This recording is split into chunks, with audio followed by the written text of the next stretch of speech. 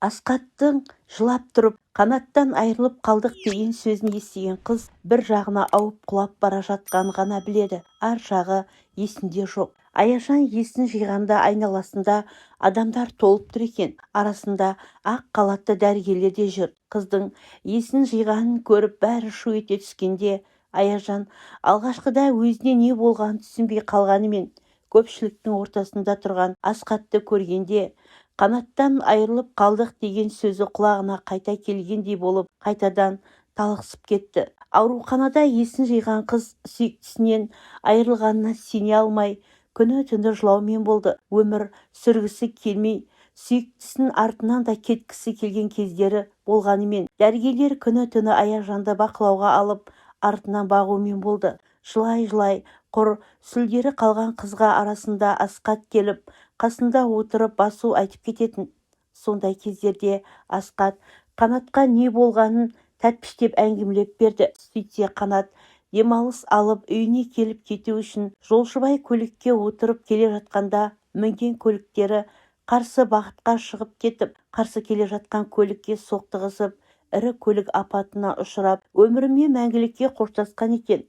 Оны естігенде қыздың жаны ышқынып, жанын қоярға жер таппай, еңіреп жылай бергеннен басқа қолынан келер ештеңе жоқ еді. Ауруханадан шығып, жұмысына оралған Аяжанның өңі қу шүберектей болып, құр сүлдері ғана қалып еді. Сол кездері Асқат қызды жұбатып, жиі келіп тұруға тырысатын. Жанына жылау болып, кішкене де болса көңілін алаңдатуға тырысып бақты.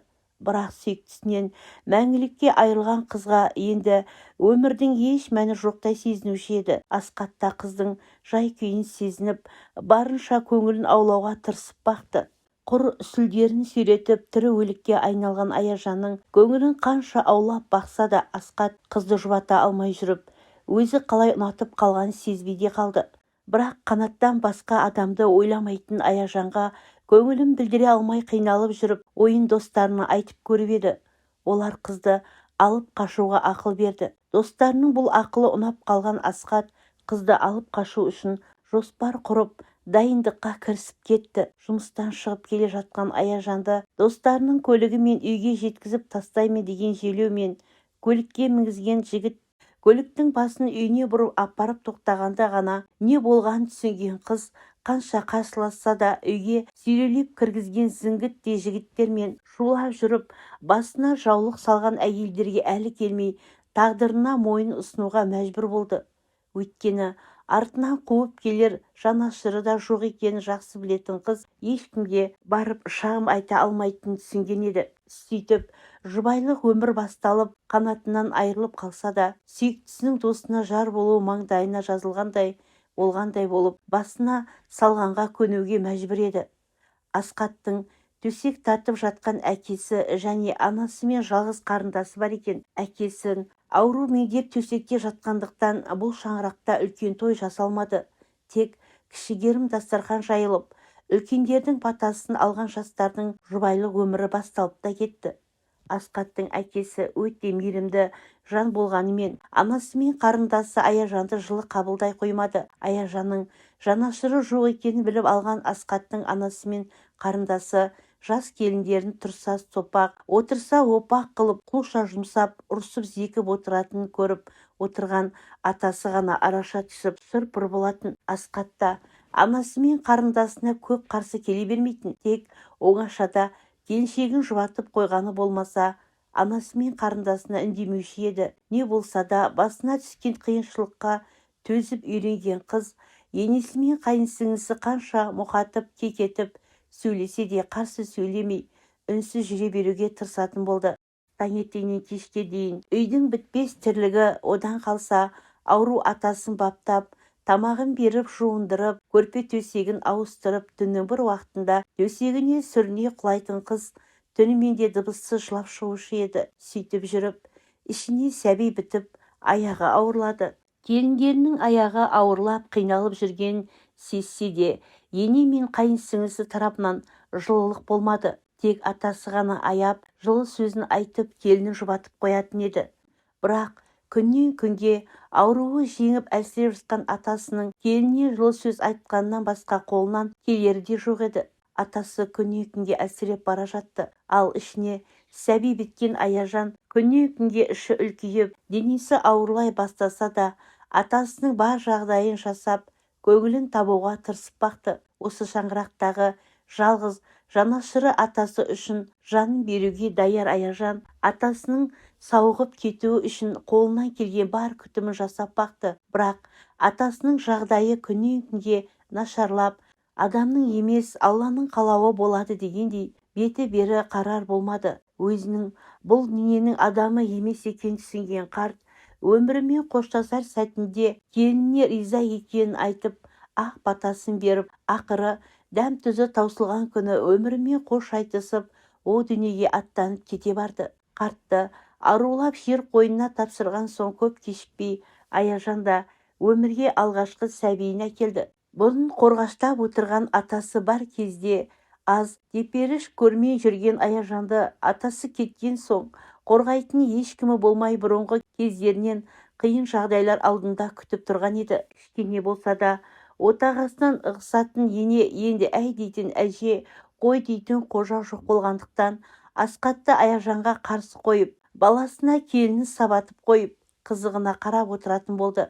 Араша түсер ешкім жоқ болған соң Асқат та Аяжанды өлімші қылып сабап тастайтын еді. Сондай бір кезекті қатты таяқтан қашып құтылып шыққан Аяжан шыдамы таусылып, сәбиін құшағына қысып, еңіреп жылап, шешесі Гүлжанға барды. Бірақ Гүлжан көгала қойдай болып таяқ жеп, жылап алдына келген қызын құшағын жайып қарсы ала қоймады. Керісінше, неге келдің? Мұна 3 баланы қалай жеткізерімді білмей отырғанда, сенің балаңмен қосып қалай бағам?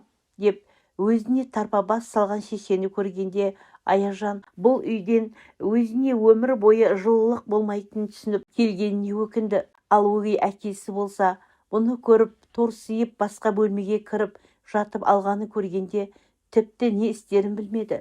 Шешеден де өгей әкеден де жанашырлық көрмей, керісінше мұз қабақтарын көріп келгеніне өкінген қыз шешесінің үйіне бір түнеп, амалсыз кері үйіне оралуға мәжбүр болды.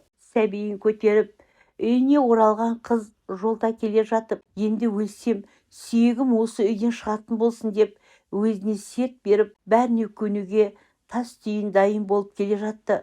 Үйіне өз аяғымен қайта келген келінді көрген енесі мен қайынсіңлісі екеуі енді келінге бұрынғыдан да қатты қысым көрсетіп, ішкен ірін жегені желім етіп бақса да, енді қайтып жылап ешкімге бармастай болып оралған Аяжан қандай тепкі көрсе де басына түскен барлық ауыртпалыққа шыдап үнсіз жүре беретін болды. Сөйтіп жүріп, екінші, одан кейін арада жыл салып 3-ші сәбиін өмірге алып келді. Сол аралықта қайынсіңлісі де өзінің теңін тауып тұрмысқа шықты. Дүркіретіп тойын жасап, қызын қолына ұзатқан кемпір көңілі жайланғанымен келініне тиісуін қоймады. Арасында баласын да қарсы қойып, келінін сабатуды әдетте айналдырған кемпір Аяжанды ащы алақанында жұмса жұдырығында ұстады. 3 баламен және мазасыз енемен арпалысып жүрген Аяжанның өзіне қарап күтім жасауға шамасы келмей, жасы 30-ға толса да бетіне әжімдер түсіп, қатарларына қарағанда үлкендеу көрінетін еді.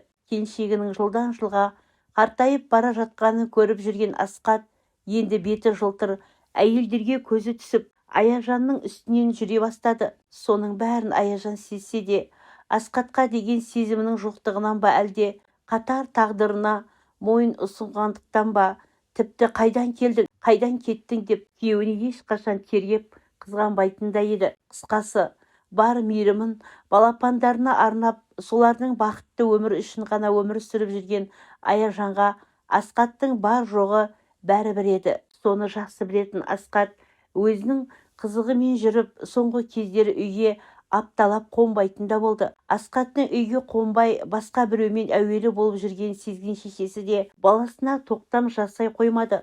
Ақыры өзім білемін жетер шегіне жеткен Асқат бір күндері анасын әйелінің қолына тастап, басқа әйелдің қолына кіріп алды. Ол кезде ғана өткенге өкінген шешесі баласын үйіне қанша қайдарғысы келгенімен, баласына әлі де келмей, сөзі де өтпей, қанша арпалысса да баласын отбасына қайтара алмады. Қызын тұрмысқа беріп, ұлынан тағы тірідей көз жазып қалып, келінімен қалған ана байғұс бұрынғы арынынан басылып, үндемей іштен тынып, осындай жағдайға өзін кінәлай бастағанымен, онысын келініне ашып айтуға намыстанып, сыртқа шығармады. Үйдегілерге білдірмей көзінің жасын сығып алатын ана, келіні мен немерелерінің өміріне алаңдап уайымдағанымен, баласының осындай жолды таңдағанына өзінен кеткен қателік пен келінге жасаған қатыгездігі себепші болған іштей жақсы түсінетін еді. Бірақ өткенді қайтара алмайтынын, бәрі кеш екенін ойлағанда өкініштен өзегі өртеніп кете жаздайтын. Сөйтіп жүріп, ол кісінің де денсаулығы нашарлап, жиі төсек тартып жатып қалатын болды. Енесінің жиі ауырып қалып жүргенін сезген Аяжан да енесіне деген өкпесі жойылып, қатал да болса, немерелерінің әжесі екенін ойлап, қолынан келген ем-домын жасап төсектен тұрғызып алуға бар күшін салғанымен, ол кісінің де қалы біртіндеп нашарлап күннен-күнге көз алдында суалып бара жатты. Анасының қал жағдайын білуге қызы келіп кетіп тұрғанымен, ұлы келе қоймады. Сондай бір кезекті келісінде Аяжанға қызы зікіп сөйлеп жатқан естіген ана жұмып жатқан көзін дереу ашып алып, «Ей қыз, сен бұл үйге келсең, жөніңмен келіп, жөніңмен кет. Менің Аяжанымда не шаруаң бар? Ондай билігіңді өз балаларыңа барып жасарсың. Аяжанда шаруаң болмасын», деп қызына ұрсып тастады. Аяжан өзінің басына арналған жылы сөзді естігенде алғашында өз құлағына өзі сене алмай тұрып қалған еді. Бірақ кішкене демін алып болып, әңгімесін қайтадан бастаған енесі қызына қаратып, «Асқат екеуің менен шыққаныңмен төсекке таңылып сендердің көмектеріңіз зәру болып жатқанымда қайсың қасыма отырып едіңдер? Аяжанымнан басқа қайсың мені күні-түні бағып отырып едіңдер? Ендігәрі Аяжаныма сөйлеп ұрысқаныңды көрмейтін болайын», деп зекіп ұрсып тастады. Әшейінде анасының қолдауымен жеңгесіне сөйлеп үйреніп қалған қыз, шешесі өзіне тап беріп жеңгесін қорғаштағанда не айтарын білмей үнсіз отырып қалды. Атасы өмірден өткелі бері жылы сөзді бірінші рет естіп тұрған Аяжанның көзіне қалай жас ыршып түскенін өзі сезбей қалды. Қаншама сырқатына шипа іздеп, ауруымен күрескенімен ана байғұстың еміне дауа табылмай, Алладан бұйрық келген күні Аяжанның енесі де келместен кемесіне мініп, оралмас сапарға аттанып кете барды. Ақтық демі таусылып, демі үзілер шағында Аяжанды қасына шақырып алған енесі келініне ақ батасын беріп отырып, кезіндегі жасаған қателіктеріне, келініне жасаған қатыгездігінен кешірім сұрады. Кешірім сұрай отырып, «Аяжаным, сен сабырлы, кішірімшіл едің ғой. Біз маңдайымызға берген бақты білмей, қадіріңе жете алмаппыз. Аз ғана нан жерлік ғұмырым қалғанын сезіп жатырмын. Саған ризамын. Менің саған айтар бір өтінішім бар. Асқатымды тым бетінен жіберіп алғанымды біліп, енді өмірден кетер шағымда өкініп кетіп бара жатырмын. Бірақ сен ақылды едің ғой. Асқатым өзіңе қайтып келетінін де білем. Тек балам қайтып келгенде қуақ көрмейші. Қайтадан қабылдап, баламмен бірге болшы. Мен сол кезде ғана тыныш жататынымды білші. Сен әлі де бақытты боласың, айналайын», деп ықылық атып жатып, үзіп-үзіп сөйлеген енесінің соңғы өтінішін естігенде Аяжан еңірей жылап, енесінің аяғын құшақтай жығылды. Еңіреп жылап отырып, енесінің соңғы өтінішін орындайтынын да айтып уәдесін берді. Енесі өзінің аяғына басын қойып еңіреп жылап отырған Аяжанның басынан әлсіз қолдарымен сипап жатып, қосыла жылады. Біраздан соң тілсіз қалған ана жас балаша жаутаңдап, келіні мен немерелеріне қараумен ғана жатты. Аяжан жылап жүріп, аналарымен қоштасуға үлгерту үшін балаларын жұмсап, Асқат пен қайын сіңлісіне хабар жіберді. Олар келгенде тілі байланып үнсіз жатқан аналары ештеңе айта алмады. Сол түні таң ағарып келе жатқанда Аяжанның енесі келіні мен немерелеріне қимастық қарап жатып, деп бір терең дем алды да үзіліп кете берді. Енесін балалары мен немерелері жылай-жылай арулап жер қойнына тапсырғаннан кейін әркім үйлеріне тарасты. Қайынсіңлісі де үйіне кетіп, Асқат екеуі оңаша қалған сәтте Аяжан Асқатқа кет деп те, қал деп те ештеңе айтпады. Асқатқа әуелден сезімі болмай тұрмысқа шыққан қыздың қазір тіпті де көңілі суып болған еді. Бірақ енесінің ықылық атып жатып айтқан соңғы өтініші және өзінің сол кісіге берген уәдесі есінде болғандықтан соңғы шешімді Асқаттың өзінен күтіп үнсіз қалуды жөн көрді. Асқаттың да кетер ойы жоқ сияқты. Бірақ Аяжанның алдында өзін дәрменсіз сезінген күйеу үнсіз ғана жаутаңдап, келіншегіне қарағаны болмаса өзі бастап бірдеңе деуге қорқып отыр еді. Аяжан Асқаттың кете қоймағанын көрген соң асханаға барып үнсіз шай дайындай бастады. Шайға келген Асқат біраздан соң бар күшін жинап, Аяжаннан кешірім сұрап қасында қалдырса қалатынын айтып еді.